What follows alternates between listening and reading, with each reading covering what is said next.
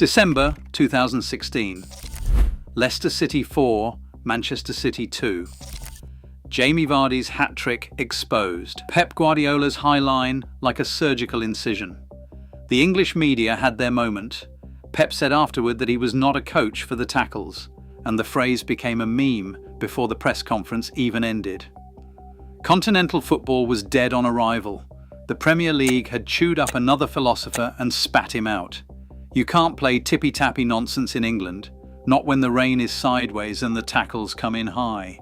But rewind. What was English football before Pep? What exactly was he trying to replace? To understand how Pep broke English football, we need to see what he was trying to dismantle. The holy trinity of English football before 2016 was physicality over technique, directness over possession, proper Brexit football. The 4-4-2 formation wasn't just a formation, it was a religion. 2 banks of 4, get it forward quick, win the second ball. He's got a good engine on him was the highest compliment a midfielder could receive. You didn't need to be shabby, you needed to run. And up top, the big man, the target forward, the aerial threat, crosses into the box. Percentage football, if you weren't winning headers, you weren't a proper striker. Peter Crouch, Andy Carroll, Marouane Fellaini's chest control. This was the aesthetic. This was the standard. You can't do that at Stoke on a rainy Tuesday night. The phrase became shorthand for English football's self-image. Technical players were luxuries. Possession was time-wasting. Passing out from the back was suicidal. The pitch was a battlefield, not a chessboard. Why did it work? The pace of the Premier League was relentless. Less time on the ball meant less room for error. Reward the risk-takers, punish the hesitant. It was a league built for athletes, not artists. But it was limiting, technically inferior to Spain and Germany. Predictable patterns, reliance on individual moments over systematic control. English clubs dominated Europe in the late 2000s through sheer physicality and transition speed. But when possession-based teams figured them out, the decline was swift. Then came Pep. His arrival was treated like a cultural invasion. Passing out from the back, suicide. Possession for possession's sake, time wasting. Inverted fullbacks, tactical madness. The English game had an immune system, and it was rejecting the transplant. His first season proved the doubters right. City finished third, trophyless. Humiliated by Leicester, by Liverpool, by teams that pressed high and ran in behind. The high line was exposed, the goalkeeper could not save. The system looked naive.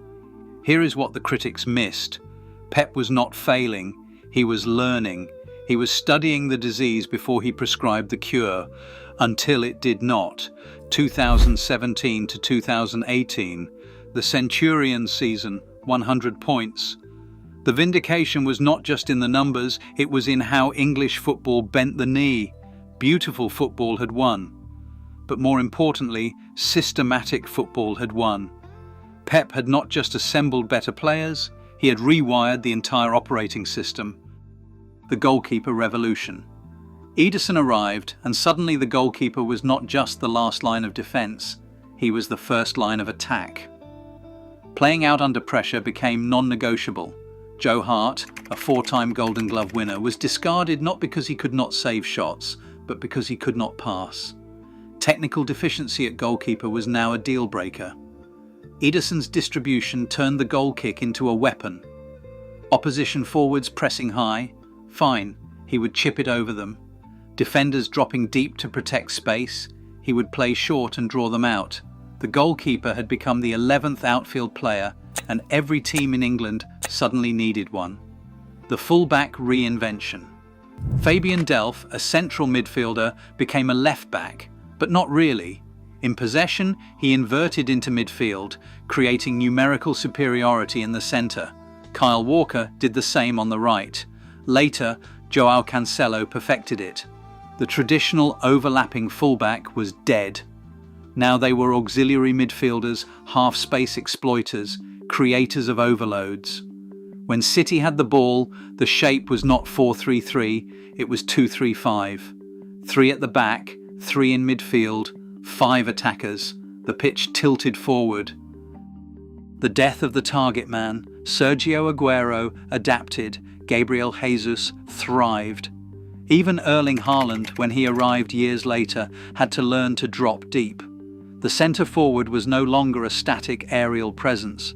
He was a space creator, a false nine, a player who pulled defenders out of position so midfielders could arrive late. Crosses into the box, still effective, but no longer the primary weapon. Now it was cutbacks, low, drilled passes across the 6-yard box, tap-ins from movement, not headers from height. Possession as pressure. This was the real shift.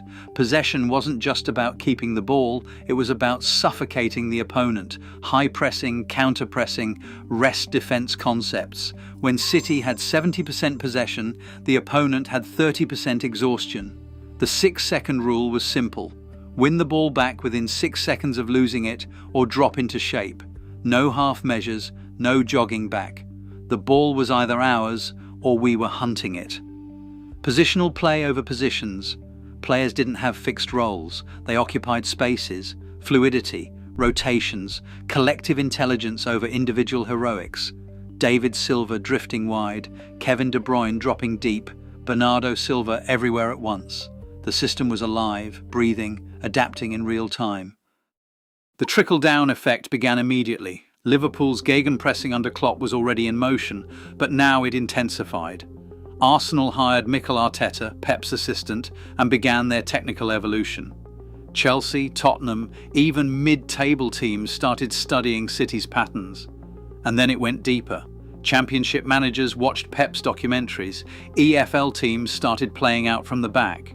False nines appeared in League Two. The pyramid was being colonised from the top down. But Pep didn't just change the elite, he colonised the entire pyramid. The Championship revolution. Enzo Maresca at Leicester, Vincent Kompany at Burnley, both former City players, both believers in the gospel.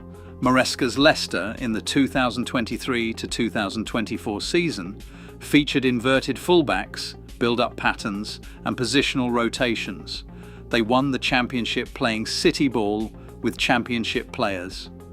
The top 6 in the league for pass completion were all teams managed by former Pep disciples or students of his system. Kompany's Burnley the season before played possession-based football in a league historically defined by physicality. They averaged 65% possession in the championship. They proved the style wasn't just for billion-pound squads, it scaled down. Lower leagues caught the bug. 3rd and 4th tier teams now routinely pass out from the back. False nines appeared in League Two. Inverted fullbacks turned up in the National League. Coaches who had never met Pep were teaching his principles because they had watched his teams dismantle theirs. Youth academies rewired. English kids, historically taught to get stuck in and to show some passion, were now trained in positional play from age 8. Technical development became the priority. The next generation was being raised in Pep's image. But there was a cost: the loss of traditional English identity. The homogenization of tactics, every team trying to be City, every coach trying to be Pep. The Pepification of English football was not universally celebrated. Critics argued the game had lost its soul. Where was the chaos, the unpredictability, the romance of a lower league team bypassing midfield and scoring from a long throw? It was also calculated now, but the disciples did not care. They were winning. Maresca got Leicester promoted. Kompany earned a move to Bayern Munich. The system worked. The proof was in the points. And then, quietly, something shifted. But every revolution breeds a counter-revolution. In the 2024 to 2025 season, Pep's City falters. They recorded their lowest possession ever, 32.8%. There were more long balls, more duels, a clear adaptation to physicality. The rise of anti-Pep football. Long throws have doubled. Direct play resurges. Teams bypass possession with vertical speed. Nottingham Forest leads in transition goals with 39.5% possession. Pragmatism over ideology. The pendulum swings. English football absorbed Pep's lessons but rediscovered its own strengths.